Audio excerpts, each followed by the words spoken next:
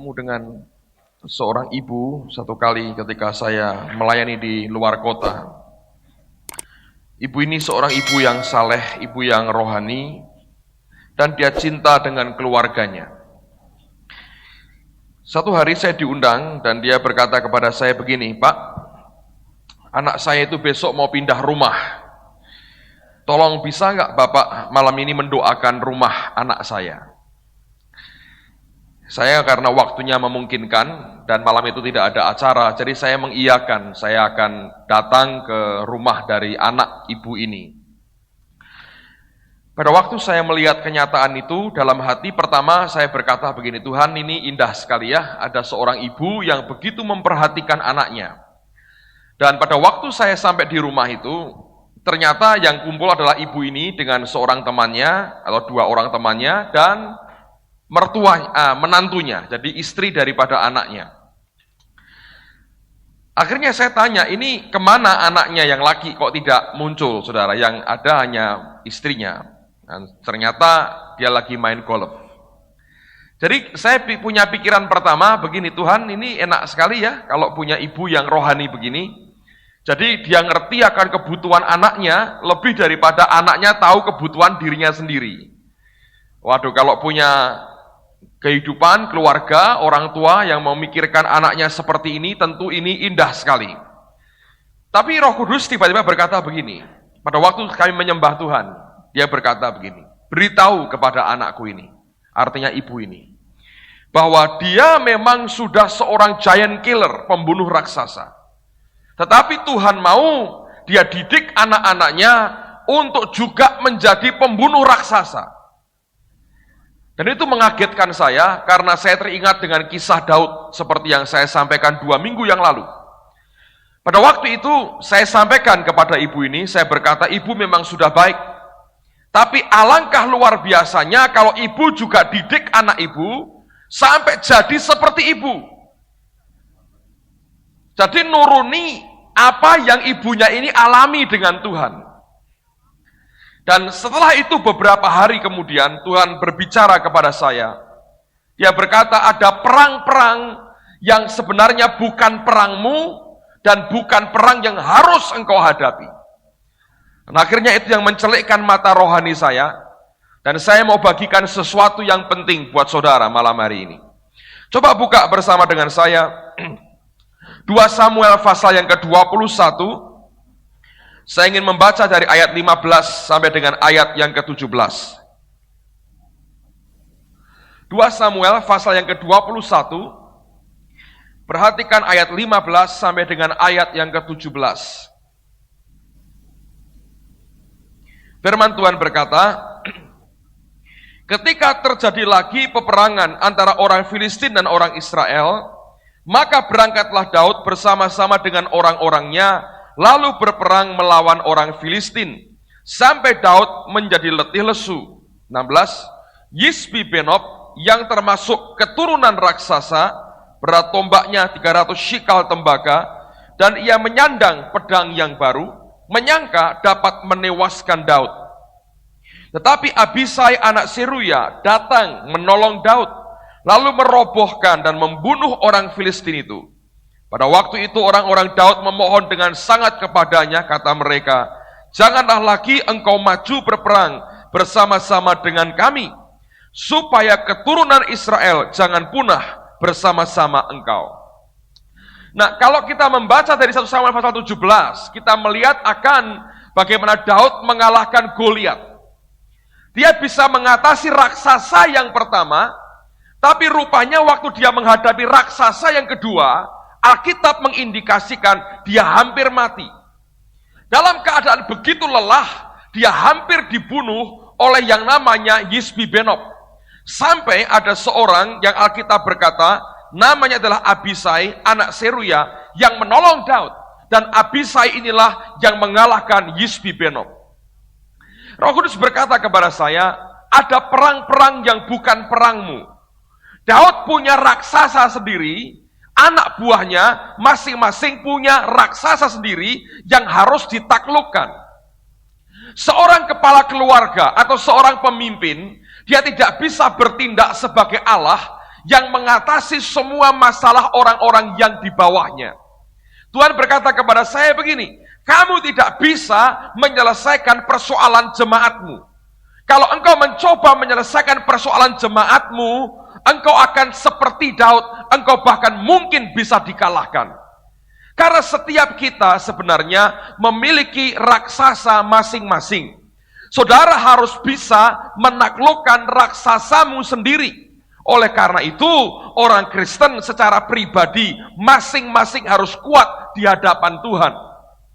Nah, apa gunanya hamba Tuhan? 5 jawatan saya pernah katakan berulang kali, tugasnya hanya memperlengkapi saudara. Saya punya raksasa saya sendiri, Anda masing-masing punya raksasamu sendiri. Saya bisa membantu, memberikan akan pendapat, memberikan saran, memberikan batu, seperti Daud punya 4 batu sisa diberikan untuk 4 orang anak buahnya untuk mengalahkan sisa 4 raksasa yang lain. Tugas saya adalah setiap kali saya membuka hati saya berikan batu itu kepada saudara. Lalu saudara yang punya kewajiban untuk melemparkan batu itu sendiri bersama dengan Allah dan membunuh akan raksasamu sendiri. Orang percaya harus mengerti bahwa semua kita, Allah menghendaki pribadi demi pribadi harus kuat masing-masing di hadapan Tuhan. Dan tidak bergantung kepada siapapun dalam keadaan apapun. Apa yang kami berikan, yang saya berikan, yang kami hamba-hamba Allah berikan, seperti orang memberikan batu kepada saudara. Tanganmu harus terlatih, harus begitu terampil dan begitu kuat untuk engkau bisa melemparkan batu itu sendiri. Waktu Daud menghadapi Yisbi-Benob, ternyata itu bukan peperangannya. Nah, kalau itu bukan peperangannya, sekuat-kuatnya kita tidak akan mungkin kita bisa menalahkan akan musuh orang lain. Oleh karena itu Allah melihat kita sungguh-sungguh sebagai pribadi demi pribadi yang harus kuat di hadapannya. Nah, Daud belajar dari pengalaman itu. Pada waktu dia akan mati, dia menyerahkan tahtanya kepada Salomo anaknya. Dan Salomo ini sudah dibekali dengan banyak hal yang luar biasa. Yang pertama dia berikan tahtanya. Dia berikan dia berkata, Salomo, aku berikan tahtaku kepadamu. Aku berikan kekuasaan, aku berikan tentara, aku berikan rakyat, semua aku beri. Yang kedua, aku berikan hartaku, semua yang engkau butuhkan, aku berikan kepadamu. Yang ketiga, dia berikan blueprint cetak biru daripada bait Allah yang akan dibangun. Semua sudah disiapkan, tapi itu ternyata tidak cukup. Persiapan yang hanya fisik tidak menolong banyak, karena semua yang dari persiapan fisik, perlengkapan fisik, hanya akibat daripada hubungan dia dengan Allahnya. Oleh karena itu, lihat dan dengarkan nasihatnya. Coba buka Sarut Tawarikh pasal yang ke-28. Sarut Tawarikh pasal yang ke-28. Perhatikan pada ayat yang ke-9, apa yang Daud ini pesankan kepada anaknya. Sarut Tawarikh pasal 28, ayat yang ke-9, Alkitab berkata, dan engkau anakku Salomo, kenalah Allahnya ayahmu, dan beribadahlah kepadanya dengan tulus ikhlas dan dengan rela hati, sebab Tuhan menyelidiki segala hati dan mengerti segala niat dan cita-cita. Jika engkau mencari dia, maka ia berkenan ditemui olehmu. Tetapi jika engkau meninggalkan dia, maka ia akan membuang engkau untuk selama-lamanya. Dia sudah berikan tahtanya, kekuasaannya, tentaranya, duitnya, cetak biru bait Allah. Semua yang Daud punya ditinggalkan untuk anaknya. Tapi nasihat yang paling hebat yang dia berikan kepada orang yang akan menggantikannya adalah, dia berkata, kenalah Allahnya ayahmu, karena itu sumber dari segala-galanya. Banyak orang hanya melihat akan permukaan, hasil daripada apa yang anak-anak Tuhan dan hamba-hamba Tuhan peroleh bersama dengan Allahnya. Saya berkata itu ternyata tidak cukup, saudara. Engkau harus bertemu dengan sumbernya. Kenapa bisa seperti ini? Sumbernya di mana? Sumbernya siapa? Engkau harus ketemu dengan sumbernya. Saya masih teringat beberapa tahun yang lalu, saya ikut KKR dan seminar dari Benny Hinn di Amerika. Pada waktu itu kami bersama dengan Ibu Indri juga ikut, dan beberapa teman di Semarang. Saya lupa tahun berapa karena beberapa kali kami ikut acara semacam itu. Nah, satu kali saudara, apa yang terjadi? Pada waktu itu dia berkata, semua hamba Tuhan maju ke depan, saya mau berdoa. Nah, saya ini duduk di barisan depan. Jadi saya bisa lompat, saya bisa maju ke depan. Ini panggung dari kayu, saya mepet di sini. Tanpa saya sadari, hidup saya dalam bahaya. Anda tahu, ribuan orang itu berdesak-desakan di belakang saya. Jadi kemana Benny Hinn pergi, ini orang ngarahnya ke situ. Jadi makin Benny Hinn mendekat saudara ke arah saya ini makin teriak-teriak. Tapi mau kepada siapa? Ini orang gede-gede di belakang saya. Saya sampai tak sikuti, nggak kerosok saudara. Itu orang nekan terus, saya bilang, lama-lama gue mati dibunuh para pendeta ini. Bisa mencedel saudara. Ditekan ribuan orang. Sampai doa saya, Tuhan, singkirin Benny Hinn ke sana. Saya nggak mau dia dekat-dekat sama gua, mati. Saya kalau gitu. Anda bisa bayangin. Nah, selesai acara, Ibu Indri ngomong sama saya begini. Dia bilang, aku lihat berapa ribu pendeta yang datang. Dan setiap bulan itu ribuan pendeta datang. Dia berkata, berapa gelintir yang betul-betul diubah hidupnya. Ribuan orang datang. Berapa gelintir yang benar-benar orang bisa lihat berubah hidupnya. Saya berkata, ya memang tidak banyak. Itu membuat beberapa orang frustrasi, berkata, untuk apa didoakan, tidak ada hasilnya. Persoalannya mereka tidak pernah ketemu dengan sumbernya. Mereka mau tahu terima sesuatu yang sudah ready, tersedia. Dan ternyata tidak mengubah apapun dalam hidup itu. Daud berkata, aku sudah berikan tahta, aku berikan kekayaan, aku berikan semuanya. Tapi nasihat yang paling hebat yang dia pernah berikan adalah, kenalah Allahnya ayahmu. Sebab dia mau berkata, kalau engkau tidak kenali dia, semua ini akan runtuh seketika, tinggal tunggu waktunya. Tapi kalau engkau ketemu dengan sumbernya, itu yang luar biasa. Saudara sekalian, orang boleh mendapatkan air dari air hujan atau dari siapapun. Kalau engkau tidak punya sumber air sendiri, satu kali ketika terputus, kita akan kekeringan. Tapi orang Kristen yang punya persekutuan dengan Allahnya, dia kenal dengan Tuhannya, dia akan kuat sendiri bersama dengan Tuhannya. Nah, Yesus memberikan nasihat yang luar biasa. Coba buka Yohanes pasal yang ke-14. Yohanes pasal yang ke-14. Lihat mulai ayat yang ke-10. Yohanes 14, lihat pada ayat yang ke-10 mulai.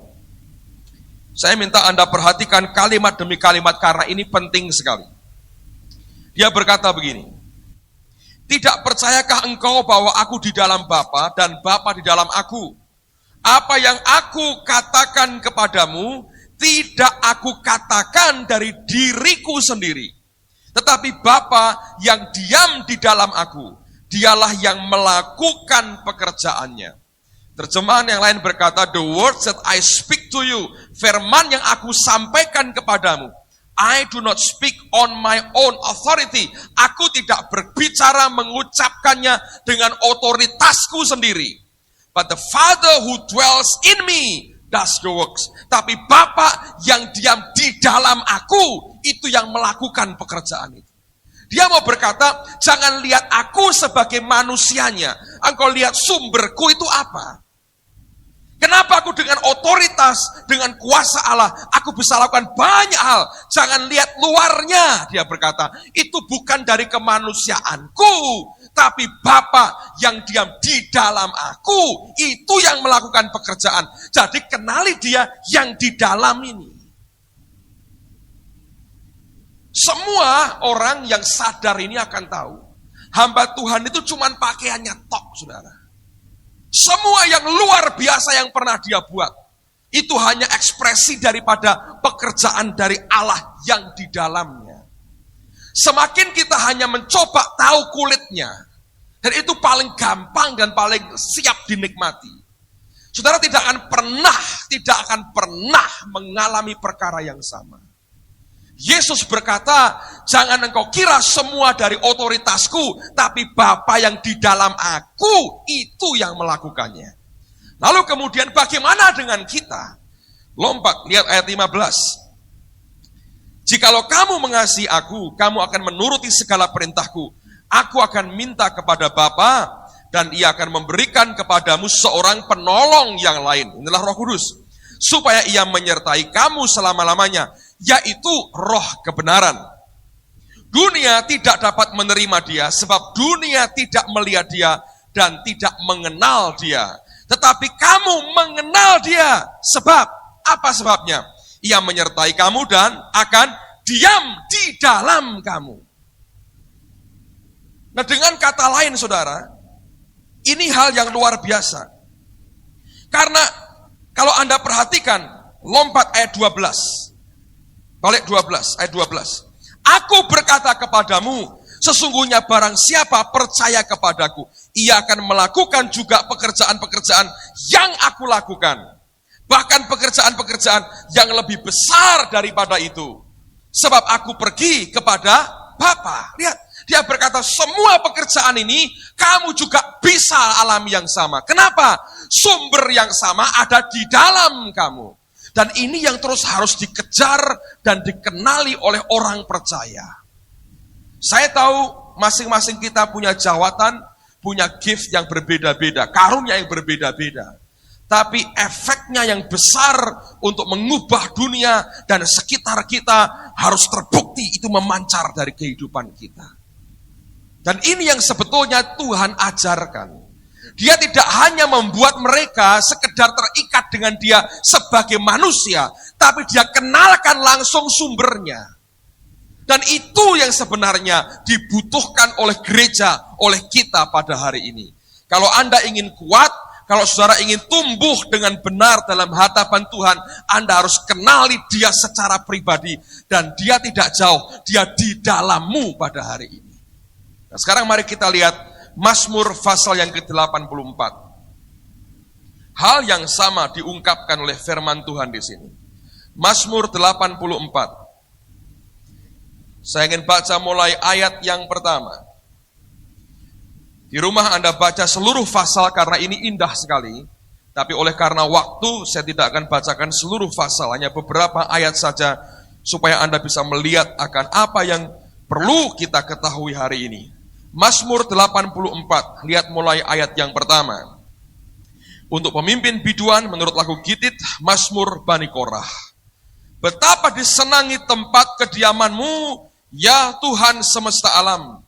Jiwaku hancur karena merindukan pelataran-pelataran Tuhan. Hatiku dan dagingku bersorak-sorai kepada Allah yang hidup. Dalam terjemahan yang lain dikatakan, how lovely is your tabernacle, O Lord of hosts, betapa indahnya akan tempat kediamanmu, ya Allah Tuhan semesta alam. My soul longs, jiwaku merindukan, yes even faint, bahkan sangat menginginkan, sangat rindu sekali, for the courts of the Lord, akan pelataran-pelataran Tuhan. Dan dia berkata, my heart and my flesh, hatiku dan dagingku, cry out for the living God, menjerit, minta akan Allah yang hidup. Itu kerinduan, saudara. Kerinduan untuk ingin Tuhan dalam kehidupan kita. Ayat yang keempat. Bahkan burung pipit telah mendapat sebuah rumah dan burung layang-layang sebuah sarang tempat menaruh anak-anaknya. Pada mesbah-mesbahmu ya Tuhan semesta alam, ya Rajaku dan Allahku. Berbahagialah orang-orang yang diam di rumahmu, yang terus-menerus memuji-muji engkau. Selah. Berbahagialah manusia yang kekuatannya di dalam engkau, yang berhasrat mengadakan ziarah. Apabila melintasi lembah Baka, mereka akan membuatnya menjadi tempat yang bermata air, bahkan hujan pada awal musim menyelubunginya dengan berkat. Mereka berjalan makin lama makin kuat, hendak menghadap Allah di Sion. Dalam terjemahan yang lain dikatakan ayat yang kelima, blessed is the man whose strength is in you. Diberkatilah orang yang kekuatannya di dalam engkau. Whose heart is set on pilgrimage, yang hatinya diarahkan untuk ziarah. Ziarah itu mau kemana? Ke Tuhan, saudara. Jadi hati diarahkan bukan ke yang lain, tapi kenali akan Allahnya, mengingini akan Tuhan saja. Dan tidak banyak orang Kristen yang hatinya diarahkan untuk berziarah dan datang sampai bertemu dengan dia. Dikatakan, as they pass through the valley of Baca, waktu mereka melewati lembah Baca atau lembah air mata, tidak akan dibuatnya sebagai mata air. Lalu kemudian ayat yang ke-7, they go from strength to strength, mereka akan makin kuat. Makin lama mereka akan makin kuat. Each one, setiap mereka appears before God in Zion, akan muncul menghadap kepada Allah di Sion. Dalam terjemahan yang lain dikatakan, till each one appears before God in Zion, sampai setiap pribadi itu muncul di hadapan Allah di Sion. Allah mau memberikan masing-masing kita kekuatan, sampai setiap kita itu muncul sendiri-sendiri di hadapan Allah, dalam kekuatan Tuhan di Sion, di tempatnya sendiri. Saudara sekalian, Allah menginginkan kita ini tumbuh kuat sebagai pribadi. Karena sekali lagi saya berkata, ada perang-perang Anda yang bukan perang saya. Kesanggupan saya untuk menolong saudara tidak pernah bisa. Kenapa? Saya bukan Allah. Tidak mungkin saya gantikan dia dalam hidupmu. Saya berikan batu kepada saudara. Saya berikan dorongan, saya berikan semuanya. Gereja berikan sponsor-sponsi. Itu batu. Bentuknya mungkin jelek, kurang menarik buat orang. Tapi itu batu yang terbukti membunuh akan Goliat. Nah, hal yang sama dalam kehidupan kita. Kalau kekristenan Anda tidak bisa solid secara pribadi, saya berkata kita tidak mungkin bertumbuh jadi gereja yang tahan uji. Dan Allah akan mendidik setiap kita dalam keadaan kita kelimpahan atau dalam keadaan kita kekurangan. Saya berkali-kali saya bersaksi dengan beberapa orang, saya bergumul dengan Tuhan, dan saya percaya bahwa Allah akan memberikan solusi yang baik. Saudara mengerti bahwa kita ini dalam keadaan yang tanda petik kurang menguntungkan. Karena sekarang ini tidak bisa lagi belajar bagaimana rasanya hidup di dalam kekurangan. Saya berkata terus terang buat saudara. Kami dulu lebih beruntung, tanda petik saudara. Karena kami memulai pelayanan dengan keadaan yang sangat minus. Tadi pagi saya cerita, kantor kami di Imam Bonjol beberapa tahun lalu, waktu Pak Adi masih bersama-sama dengan kami, untuk beli AC saja butuh waktu setahun lebih. Gak punya duit saudara, harus sembayang perlu AC.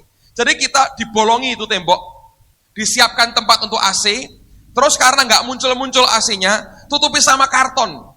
Terus dengan iman, puji Tuhan Allah sediakan AC buat kita. Tak tunggu setahun sampai letek itu kartonnya saudara, gak muncul juga AC-nya. Setelah cukup lama baru nempel di situ. Itu satu AC aja bergumulnya luar biasa. Berat sekali. Kadang-kadang kita struggle, kita bergumul banyak.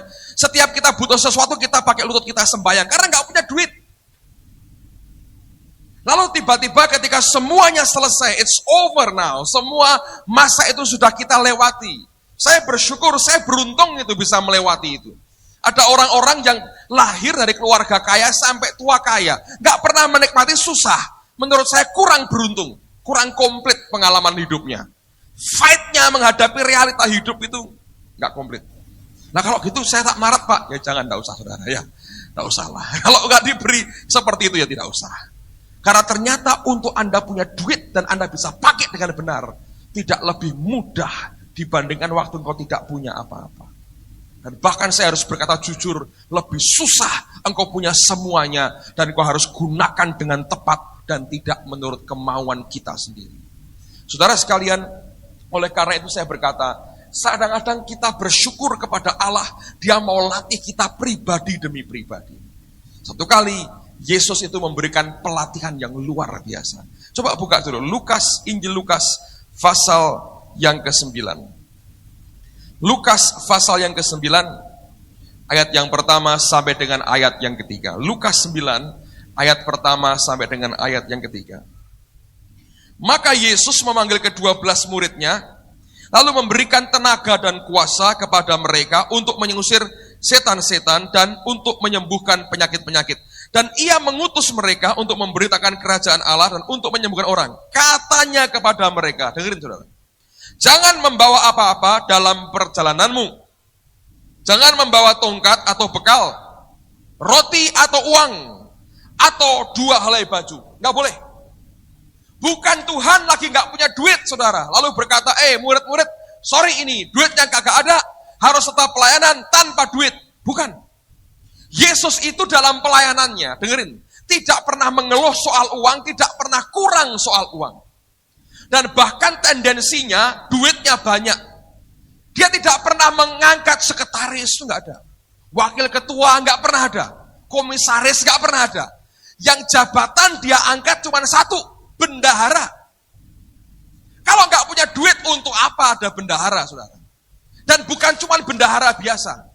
Bendaharanya bisa korupsi. Yudas Alkitab berkata, tukang korupsi. Kalau duitnya sedikit, korupsi apa? Gampang ketahuan. Kalau duitnya banyak, baru bisa dikorupsi. Jadi tendensinya duitnya banyak. Nah kira-kira begini, Yudas, duitnya mana? Kaget kira-kira, waduh konangan. Tapi Tuhan tahu. Berikan kepadaku semua, waduh dipecat. Enggak. Dia berkata, sekarang pergi. Dan dia berkata, tidak usah bawa duit. Anda bisa bayangin. Suruh pergi, nggak bawa duit. Jadi kira-kira ntar kalau balik Cina tuh nggak usah bawa duit gitu ya. Keluar nggak dari Indonesia kira-kira bayar pajak di airport 8.800 tambah stiker SIGIM 1.000. Lalu Anda keluar sampai di Cengkareng 250.000 untuk fiskalnya. Lalu airport tax 25.000. Bisa keluar nggak itu kita coba? Nggak bawa duit katanya. Bayangin. Semua itu ngelatih sebetulnya, saudara. Kadang-kadang Tuhan dengan kita ya begitu kan. Tuhan, aku perlu duit. Dia bilang, tidak perlu duit. Jalan. Itu latihan sebetulnya, saudara. Untuk apa sebetulnya? Dia mau buktikan bagaimana dia Allah yang sanggup sediakan semua yang kita butuhkan. Kita harus belajar bergerak bersama dengan Tuhan. Waktu engkau kurang dan waktu engkau limpah, dua-duanya engkau harus jalan dengan Allah. Jangan pikir ketika semuanya ada, tidak perlu Tuhan lagi. Justru kita tetap perlu Tuhan dalam kehidupan kita. Nah lihat lagi Lukas yang berikutnya, pasal yang ke-22. Lukas 22, apa yang kemudian terjadi? Lihat pada ayat yang ke-35. Lukas 22 ayat 35, Alkitab berkata demikian. Lalu ia berkata kepada mereka, ketika aku mengutus kamu dengan tiada membawa pundi-pundi, bekal dan kasut, adakah kamu kekurangan apa-apa?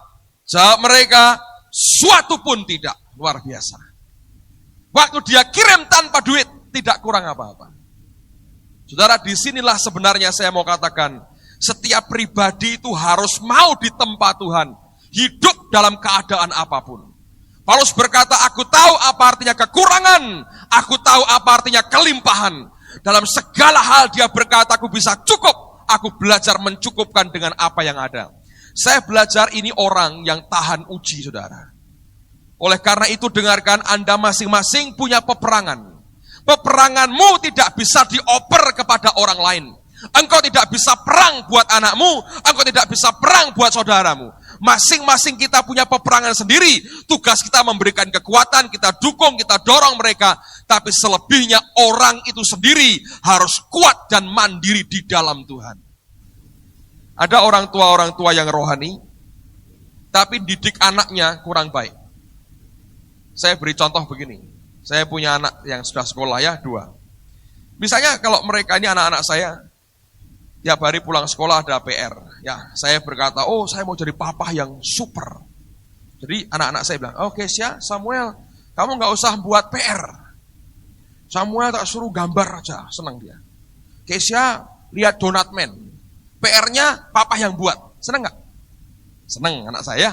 Wah, papaku baik. Papamu kan gak baik toh. Nyuruh kamu sekolah, belajar. Papaku baik, gak usah buat PR. Tak buat no PR. Kira-kira dapat 10 gak? Ya kemungkinan besar lah ya, masih SD, saudara ya. Kira-kira saya masih bisa handle itu soal-soalnya. Jadi saya buatkan 10 terus kalau PR. Apakah itu perbuatan yang baik? Saya beritahu, saya sedang secara sistematis menghancurkan hari depan anak saya sendiri. Nah, hal rohani perkara yang sama. Saya tidak mungkin bermain sebagai Tuhan dalam hidupmu. Play God, gak bisa. Ada apa-apa, datang kepada gua, konseling sama gua. Entar gua tanya Tuhan, oh Tuhan, suaramu apa? Suruh puasa. Puasa tolong dino nak, beres katanya. dukun apa-apa, saudara. Gak bisa. Jadi kalau Anda, tanyakan Pak suara Tuhan, takon dewi, saudara. Tak ajari caranya dengar suara Tuhan. Setiap kali saya share, saya berikan batu kepada saudara. Lalu Anda akan kuat. Kalau tidak, saya sedang menarik saudara untuk terikat dengan saya. Sebetulnya apa? Secara sistematis, saya sedang menghancurkan hidupmu sendiri. Dan itu yang paling enak sebetulnya. Seperti anak-anak kan, buatkan PR-nya, prakarya buatkan, santai nonton TV, donut man, life without Jesus, nah, gitu. Seneng saudara, like a donut, dari donat semua. Nah, hal yang sama dalam kekristenan saya beritahu Anda, saudara harus kuat sendiri dengan Tuhan. Harus pinter-pinter bagi, bedakan, ini perangku atau bukan. Aku mesti bertindak apa? Kalau ini perangku, aku mesti menghadapinya seperti apa? Kalau ini bukan perangku, aku mesti seperti apa? Dan kita mesti pinter-pinter bagi, lihat kemana Tuhan mau bawa kita. Dan hanya kalau itu peperangan kita, saudara akan melihat kemenangan besar dia beri. Saya bukan orang yang suka cari kerjaan. Ada teman-teman yang hobinya itu kegiatan sana sini, cari kerjaan. Pokoknya biar tenaganya habis. Saya berkata bodoh sekali. Kalau itu bukan perang, mungkin akan mengalami kekalahan demi kekalahan yang merusak hidup rohani kita. Ada teman saya berkata, Pak, pokoknya yang tersedia di depan tak kerjain semua. Loh, kalau kamu mau cari kesempatan pelayanan, tak cari no. Sampai nggak ada waktu sama sekali bisa. Tapi saya berkata, kita masing-masing punya peperangan sendiri. Itu yang engkau fokuskan, di sini saya harus menang. Kalau engkau bisa atasi satu itu, saudara, efeknya besar sekali. Daripada engkau perang sana, perang sini, perang sana, perang sini. Sini nggak mati, sini kelenger aja tidak, ini pusing aja tidak. Akhirnya kita nggak berbuat apapun. Belajar, cek dengan Tuhan, peperanganku yang di mana. Saudara akan lihat kemuliaan Tuhan. Beberapa hari, 3 hari sebelum saya ke India, saya mendoakan seorang tante. Saya nggak perlu sebut nama ya. Dan beliau ini dekat dengan saya, dengan keluarga kami sejak saya masih kecil sebetulnya. Dulu ketika saya dioperasi amandel waktu saya TK, dia yang tingokin di rumah sakit, belikan es krim, suapin es krim buat saya. Saya masuk sekolah SD, dia yang carikan sekolah, dia bantuin gitu, supaya saya bisa sekolah di SD Katolik di Bernardus. Nah, cukup lama tidak ada kontak, dan sampai saya jadi hamba Tuhan, saya melayani, dan dia sibuk dalam pelayanannya juga. Saya dengar terakhir sakit, dan saya belum sempat tengokin, dan tiba-tiba sudah dalam keadaan koma. Saya juga sibuk sekali, dan nggak tahu ya, nggak bisa pas untuk bisa nengokin. Gitu. Sampai beberapa saudaranya coba telepon saya, minta supaya saya tengokin. Dan akhirnya saya datang juga 1 kali. Dan mau saya masuk ke ruangan itu sudah koma, di ICU sudah sekian bulan koma. Tentu itu menekan buat keluarga ya. Jadi saya masuk, ini teman hamba Tuhan sudah mulai mau doa buat tante ini. Jadi saya ikut di belakangnya, saya duduk, saya berdiri di belakangnya, saya mendukung dalam doa. Selesai dia berdoa, dia ngomong gini, oh menurut saya ini rohnya sedang syafaat. Dia ngomong gini-gini. Tapi roh saya berkata, enggak, ada sesuatu. Tapi dia bilang, oh ini rohnya begini-gini. Ya sudah. Ya dia keluar, saya ikut keluar. Masa dia keluar terus gantian saya yang mendoakan, lalu saya ngomong lain lagi kan ngaco. Jadi saya ikut keluar. Saya ikut keluar, ya saya pamit, saya pulang. Seminggu kemudian atau 10 hari setelah itu saya ditelepon lagi. Saya dibilang ini gimana kok masih tidak ada perubahan apa-apa. Terus minta supaya saya datang. Sebenarnya secara waktu berat sekali. Saya janji mau pergi dengan anak-anak. Tapi saya berdoa dengan Tuhan. Tuhan ini perangku bukan. Ini bagianku tidak. Dan kalau bagianku apa yang harus aku buat? Mari belajar tajam saudara. Supaya kita tidak ninju angin gitu ya. Energi itu di-save, dipelihara untuk hal yang sekali Anda tembak gitu, dampaknya bisa besar. Jangan diecer-ecer gitu energinya untuk hal-hal yang tidak ada gunanya. Sini ngerjakno ini. Akhirnya Anda tidak punya power apa-apa kok. Dan semua mentah semua. Untuk apa? Saya belajar, coba lihat gitu mana yang perlu kita tes gitu. Anda lihat, hasilnya luar biasa. Amen. Nah waktu itu Tuhan berkata, ya ini bagian. Dan Tuhan berkata, ini kondisinya begini. Ini yang harus kamu buat begini. Saya datang langsung ke dia, anak-anak saya di luar semua. Dan saya ketemu dengan Arifiah waktu itu ya. Dan Pak Chandra saya dengar juga di situ, tempat saya nggak ketemu. Saya datang dan saya ketemu sama keluarganya, saya berkata, ini Tuhan ngomong gini, ya kita doa. Aneh waktu diomongin, ini loh Agung datang. Orang tutup matanya, sudah mulai ngorok loh. Terbuka. Saya kaget, tak pikir bangun saudara. Sudah mundur saya, ternyata hanya buka mata. Buka mata. Terus kemudian saya ngomong dengan dia, apa yang Tuhan katakan. Terus saya ajak ngomong beberapa saat doa, tak tinggal pulang, 3 hari pulang. Itu karena bagian saya, itu karena perang saya. Kalau itu bukan bagian saya, itu bukan perang saya, Tuhan tidak mengutus saya, nggak ada apa-apanya. Jadi energi kita, Paulus berkata, aku tidak mau ninju angin. Nah, orang Kristen akhir zaman ini, Anda harus, oh Pak, saya nggak disuruh apa-apa. 3 tahun kok nganggur, nggak disuruh apa-apa. Nah, itu malas kalau itu sudah. Atau rak krungu apa-apa. Anda harus tidak boleh jadi sok rohani Anda tutup dengan berkata tidak disuruh Tuhan. Anda mesti proof, teruji dengan buah dalam hidup. Saya berdoa supaya kita bisa membedakan mana yang dari Tuhan dan mana yang bukan dari Tuhan. Amen. Ayat yang terakhir, Mazmur 81. Mazmur pasal yang ke-81.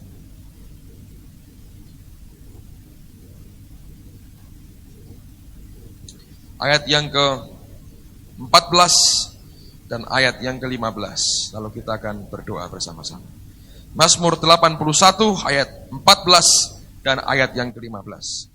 Sekiranya umatku mendengarkan aku, sekiranya Israel hidup menurut jalan yang kutunjukkan, seketika itu juga musuh mereka kutundukkan, dan terhadap para lawan mereka aku balikkan tanganku. Cuman 2. Dengar dan hidup menurut jalan yang kutunjukkan. Hear and obey. Anda cuma dengar dan mentaati. Beres. Orang Kristen harus belajar mendengar, lalu kita mentaati apa yang Tuhan perintahkan. Saya pernah saksikan kan 2 minggu yang lalu. Sejak gedung ini lunas dari utangnya, bulan Mei tahun lalu, selama setahun nggak terjadi apa-apa. Saya bukannya melepaskan, tapi saya berdoa. Dan saya nggak merasa apa-apa. Saya tunggu aja apa yang Tuhan mau. Dan kalau Anda lihat perkembangannya, makin bulan makin tambah sedikit. Kondisi keuangan tambah parah. Bulan sebelumnya, bulan Maret, kira-kira Maret atau Februari 1,3. Lalu tinggal 1,2. Dan itu tidak ada perkembangan apa-apa, kita tahu. Nggak ada apa-apa. Buat saya nggak tahu. Saya suruh apapun nggak tahu. Ya saya diam aja. Beberapa teman berkata, Pak, ayo kita galang dana lagi. Saya nggak disuruh apa-apa. Saya nggak mau hanya paksa-paksa orang memberi tanpa ada, istilahnya Eli, unction, dorongan dari dalam. Sampai satu kali saya sharing dengan teman-teman panitia, saya bilang kita percepat pembangunan ini. Dan panitia selesaikan aja tembok dan mimbar ini, kemudian selesai. Kita nanti bentuk panitia kecil yang untuk teruskan yang sisanya. Enggak perlu terlalu besar lagi. Nanti tiba-tiba Roh Kudus berkata, saya diberi penglihatan. Kan? Diberi penglihatan ada bak kamar mandi di rumah saya itu dikuras. Roh Kudus berkata, kuras bak. Saya lihat itu masih tinggal 1 jubin dalam penglihatan itu. Dia berkata, kuras habiskan. Saya bilang, Tuhan, untuk apa? Apa artinya nguras bak? Duitmu dikuras, habiskan. Jadi saya ngomong sama istri saya, Tuhan suruh kita nguras bak. Kami berikan semua uang kami, saudara. Kuras bak. Luar biasa. Dalam 10 hari Allah berkati kami 11 kali lipat. Dalam 10 hari. Dan yang hebat adalah kita lihat dalam 1 minggu persembahan di persembahan di gereja ini sama nilainya dengan yang biasa dikumpulkan dalam 1 bulan. Kayak Tuhan ngomong begini, ini kamu kumpulin ini ya, tiap seminggu pertama gini, sekian juta ini. Setahun berapa, nih gua kasih kali, bang, selesai. Luar biasa. Mulai minggu depan tidak ada lagi persembahan untuk gedung. Persembahan kedua semua kita pakai untuk misi. Amen, saudara. Berkat bagi bangsa-bangsa untuk luar, bukan untuk kepentingan kita. Mari kita memberkati yang di luar, memberkati gereja lain, memberkati desa-desa, memberkati bangsa-bangsa untuk kemuliaan Tuhan. Dan tidak dimakan untuk diri sendiri. Tapi semua itu butuh apa? Anda perlu dengar, Anda perlu taat. Ini saya lemparkan batu pada saudara. Saya tahu sebagian berkata, wah indah, dikantongin di sini. Anda berani lemparkan dengan tangan yang terlatih, saudara akan bisa membunuh raksasa dalam hidup. Ini yang dibutuhkan oleh gereja hari ini, saudara. Dan jangan pernah berkata, oh karena dia pendeta, dia hamba Tuhan, dia bisa buat semuanya ini. Siapa yang bilang? Semua kita. Bahkan Yesus berkata, kamu bisa melakukan pekerjaan-pekerjaan yang aku lakukan. Kurang apa? Kalau kita melakukan seperti yang dibuat oleh Yesus. Bukankah itu luar biasa? Nah mari kita tumbuh ke situ, saudara. Mari kita bergerak, arahkan hatimu untuk ke arah situ. Supaya dia bisa pimpin saudara dalam pertumbuhan yang indah di hadapan Tuhan. Kalau enggak ada gunanya. Amen, saudara. Kalau saudara dengar orang mengalami anugerah-anugerah Tuhan, saudara mesti lihat apa yang harus saya buat. Cek di sini, jalanin. Anda akan mengalami terobosan besar dalam hidup. Saya percaya kalau Charlie berkata tidak, lalu saya suruh bersaksi. Hari ini nyesel ya kira-kira. Kenapa gua enggak? Lalu dia berkata, ya saya sengaja mumpet. 2 hal kenapa saya mumpet. 1, saya terus terang ngeri. Kalau enggak bisa berhenti itu. Panjang kesaksiannya, tak pikir pendek dibuat singkat. Enggak, panjang. Cuma dia pinter, berhikmat. Dia pakai juga ambil dari lagu, tadi enggak dia saksikan. Kalimat dari lagu bahasa Inggris itu, saudara. Itu diomong kayak bener makanya. He came from heaven to earth to show the way. Ya bener, saudara. Makanya pas nyanyi itu nyanyi no. Tapi kita berterima kasih lah untuk anugerah Tuhan dalam hidupnya ya saudara. Itu hikmat lah. Nggak bisa ngono toh. Victor harusnya apalin lagunya Pak Thomas dulu, ngajari di sini apa itu ngomong ambek nyanyi nggak apa-apa saudara. Pokoknya kan diurapi itu. Ya banyak orang mungkin bahasa Inggrisnya lebih baik dari dia. Kesempatan. Kadang-kadang Tuhan tuh pakai yang begitu-begitu. Yang secara kualitas manusia itu memang orang berkata nggak mungkin. Justru dia mau berkata supaya kamu tahu siapa gua. Ini laris kasih orang bukan kartu nama lah, kertas nama. Mereka nggak punya kartu nama. Ini surat kasih nama. Nggak tahu disimpan atau diobong, nggak tahu. Diundang ke mana? Nepal. Diundang. Saya dapat undangan khotbah. Diundang ke Bangladesh. Saya bilang, kalau orang ngundang ngomong gini. Kalau you serius nih alamat saya, tulis surat. Gitu saya bilang. Terus dia gitu. Serius, tulis surat ke saya. Wah, lagi nunggu surat. Bayangin, diundang. Nggak main-main. Nah, mungkin yang lebih dari dia banyak. Tapi orang berani ambil apa yang di depan di Tuhan beri, ambil. Bukan dengan kekuatan kita, dengan kekuatannya. Amen, saudara. Lihat bagaimana anugerah Allah dicurahkan. Saya ngomong ke dia kemarin, lain kali kita gebrak-gebrak Amerika. Saya berkata, ya pak, baiknya. Lesek, yang lebih baik. Ini Bu Francisca di sini, kamu Inggrisnya jangan di sini diajari 3 bulan. Tapi membanggakan, kita bersyukur, membanggakan. Saya berkata, 5 kali lebih baik dari yang saya duga, saudara. Semua. Anda kalau lihat Charlie, Anda itu di video full coverage, saudara. Video komplit 15 atau 20 menit, Anda bisa lihat. Tolong Christian diedit yang bagus. Yang guyu, dendo $30.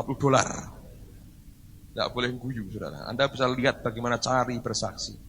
Meyakinkan sekali saya. Heran, lihat. Tapi saya bersyukur dengan Tuhan. Saudara bisa mengalami hal yang sama. Kesempatannya mungkin berbeda. Anugerahnya besar. Amen, saudaraku. Mari tutup Alkitab saudara. Tundukkan kepala.